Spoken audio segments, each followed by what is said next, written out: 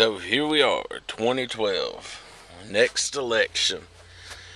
A lot's happened since my last video. Like I said, Obama would be a terrible president, which he has. In his short time in office, he has managed to spend more than Bush did in his time in office. Gas prices are staggering up, and virtually it's getting to where the average Joe cannot afford it. But let me check this camera. But anyways, I'm not making this video necessarily all the way about Obama. It's about something else. The fact that Obama is going to get reelected. He's not going to get reelected because he fair and square beats whoever wins the Republican nomination, but he will get reelected because of the Paul bots, the Ron Paul supporters.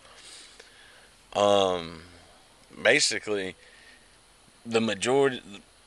most of the people who voted for Obama back in 2008, the college kids, you know, they abandoned that shepherd, so the sheep have found a new one in Ron Paul. And just like they did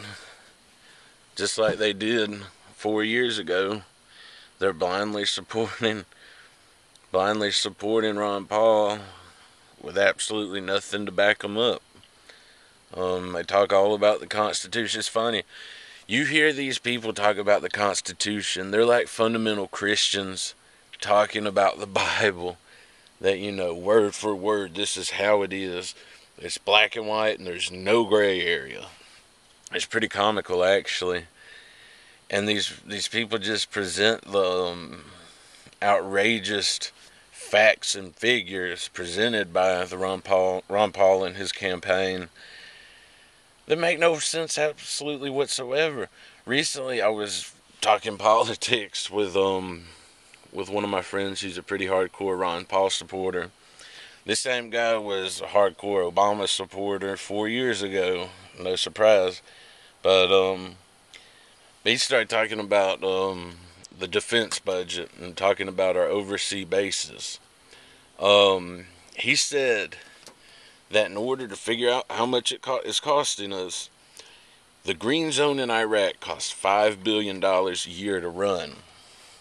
And so what you have to do is, we have 300 bases all over the world. You multiply 5 billion by 300. That's pretty funny, right? Because even though this is what I told him. I said, so you're going to tell me that the situation in the Green Zone in Iraq is the same as, say, the situation at our military base in Guam or Japan or even Germany for that matter? And it was just no budging. Was talking to a wall. He's basically saying that at every military base we have around the world, it's the same circumstances and the same situation as the Green Zone in Iraq. And I mean, it just goes on and on. They talk about, you know, they don't want a president who's a part of the establishment.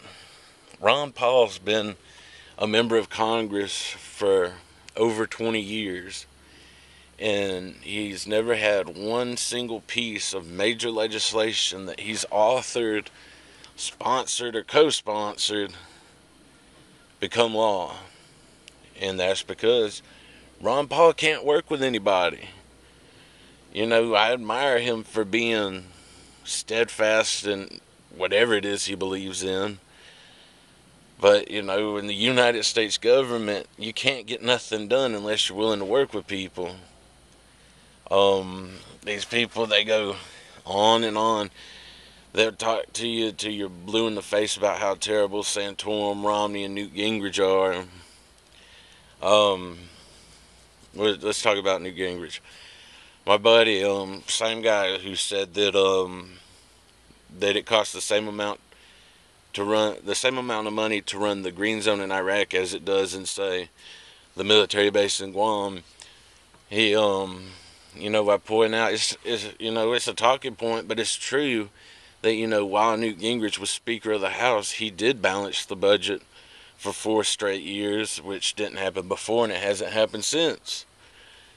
And you bring that up, he says, well, number one is temporary. It was temporary. Yeah, because the people in charge after Newt Gingrich didn't do anything to make it happen. Number two, he said it wasn't Newt Gingrich. It was Republicans and Democrats working together with the president. No duh, buddy. That's because Newt Gingrich can be bipartisan. He knows how to work with people in the Democrat Party to get things done. And that's evident in his tenure in the House of Representatives. Yes, I'm not going to deny, questions were raised about his ethics. I mean, everybody knows that. If you don't know that, you've probably been living under a rock your whole life. But that's the facts. He did get things done, and the reason he got things done is because he knows how to work with people to get them done. And I'm not saying everything that passed the House and eventually became law when he was Speaker of the House was good, but not everything was bad either. There was a lot of good also. And I don't really have much to say about Romney or Santorum because I don't support either of them. I admire the fact that Mitt Romney's a successful businessman, and Santorum, he's a good person individually. And here goes another thing, the Paul bots, they're all for civil liberties and individuality. But anytime they attack Santorum, they can't attack you on the issues. Only thing they can attack you on is his personal beliefs and his personal stances. These people, it's just like the people 4 years ago that they knew they were dead wrong about Obama. So instead of they will try to argue with you with what they think is real facts and figures and whatnot. But once they realize that they're not going to trick you with their lies, all they do is jump on a personal attack and just try to chew at your throat. But if that's how they want to do it, that's how they want to do it. If they want to look like jackasses, they can, because that's what they're doing. So, I mean, that's looking at the time. That's pretty much all I have to say. All you Paul bots out there, go ahead and write in Ron Paul's name on the ballot, and you will be giving Obama his second term. So that's really all I have to say. And you could go ahead and bombard my comment pages about how I look or how I sound, or talking kind of slow or whatever. But hey, this is raw, uncut footage. I don't need to sit down for an hour or two to write a little script for a YouTube video and look up websites online for these facts and figures, because I know what I believe in. I've always known what I believe in, and I have my standards. So, like it or not, this is what it is.